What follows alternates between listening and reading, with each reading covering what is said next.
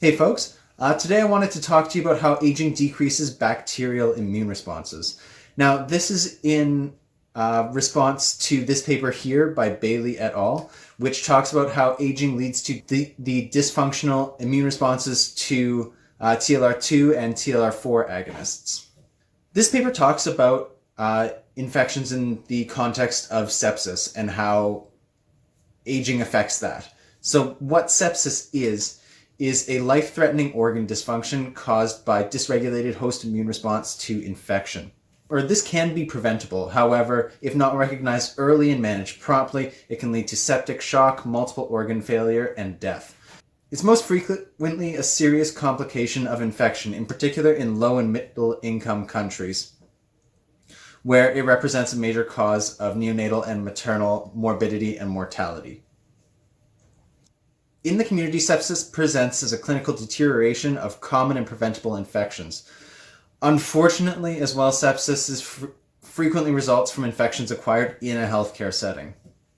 Now, there are multiple different signs of what sepsis is, and these signs include high heart rate or low blood pressure, confusion or disorientation, extreme pain or discomfort, fever, shivering or feeling very cold, a shortness of breath, or clammy or sweaty skin. There are some groups of people who are more prone to this type of infection as well. Those are typically the elderly, adults age 65 and older, people with weakened immune systems, so those who are immunocompromised or pregnant, children younger than 1, or people with chronic medical conditions such as diabetes, lung disease, cancer, or kidney disease. As well, if you've had sepsis before, you're unfortunately more prone to getting it again.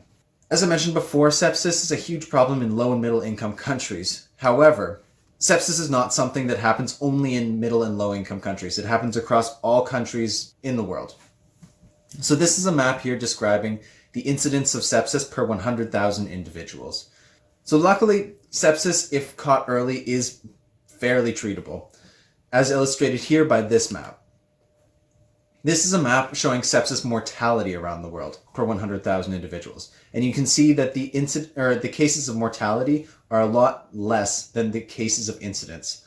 So you can see here that sepsis is preventable and is being prevented in higher income countries. However, even in countries like the United States, sepsis is still the 11th leading cause of death and is in fact the most expensive cost to the American healthcare system. Now, different age groups are also affected differently by sepsis. The most susceptible age group are neonates, or children under 1.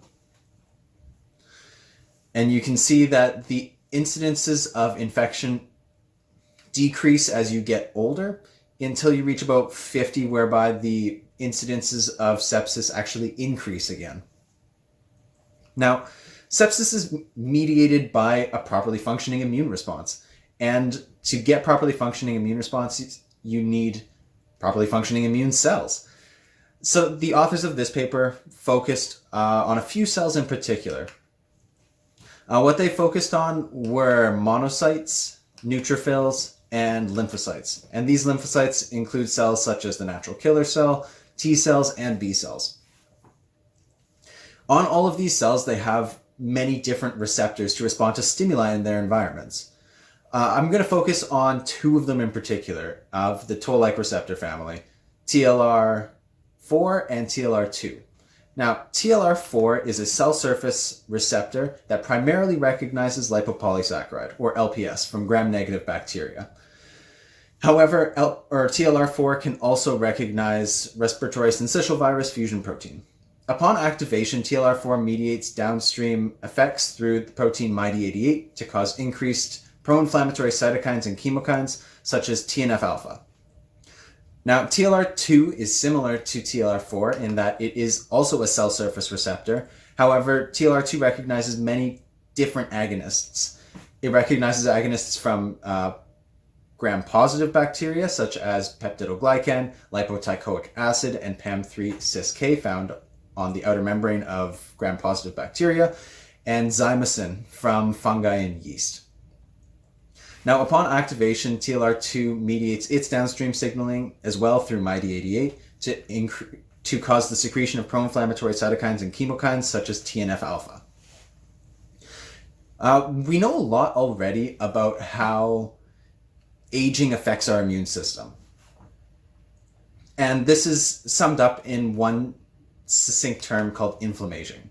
And what inflammation is when looking at older cells, they are more prone to DNA damage. They secrete increased levels of pro-inflammatory cytokines at baseline. They are also more sensitive to oxidative stress and have reduced levels of autophagy. These cells are also immunosenescent. And what that means is that for each stimuli, these cells are producing a decreased immune response. Now, you may be asking, why is this important? That's an important question to ask of all science. This is important because I mentioned before, this is a huge cost to the American healthcare system, or with the lowest estimate I could find, estimating that this costs the US healthcare system over $24 billion per year. As well, it's also just interesting to know more about our bodies and how they function. So, Bailey et al. Had some really interesting results that they found from this study. One of the first results that they found is that as their study participants aged, they found a 2.5% increase in basal levels of TNF-alpha in their blood, as well when their immune cells were stimulated with TLR2 agonists, peptidoglycan and zymosin. They found an increased secretion of TNF-alpha. However, when comparing this to the baseline, they found that this increase in TNF-alpha secretion wasn't that much. They also found that when stimulating these immune cells with LPS, which is the TLR4 agonist, and the TLR2 agonists PAM3-CIS-K and lipoteichoic acid, there was actually a decreased TNF-alpha response. Furthermore, they looked at the correlation between toll-like receptor expression on the outside of the cells and the TNF-alpha secretion, and found that there was an inverse correlation between TLR expression and TNF-alpha secretion.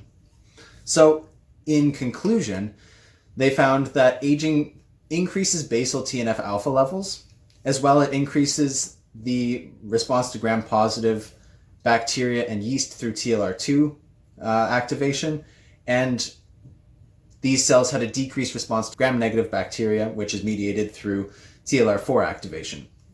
Once again, this is important because we can tailor better treatment to older patients suffering from sepsis. As well, we get to understand more about how innate immunity functions with age. In this study's sample population, there is something important to note.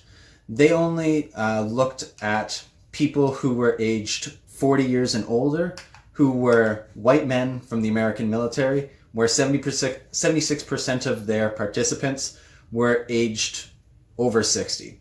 Now, with that sample population in mind, I actually had a few ideas as to further research that could be taken. So first off, because they only looked at men, how does this response compare to women? Because as a whole, women are slightly more affected by sepsis than men are. As well, how do the immune responses vary across age in children, teenagers, and young adults? Furthermore, they looked at a conglomerate activation of all of these immune cells. But how do each of these individual cell types, the neutrophils, monocytes, and T cells or B cells, how do they contribute to TNF-alpha secretion? Now, I hope that you learned something interesting and you had fun doing so. So, thanks for watching.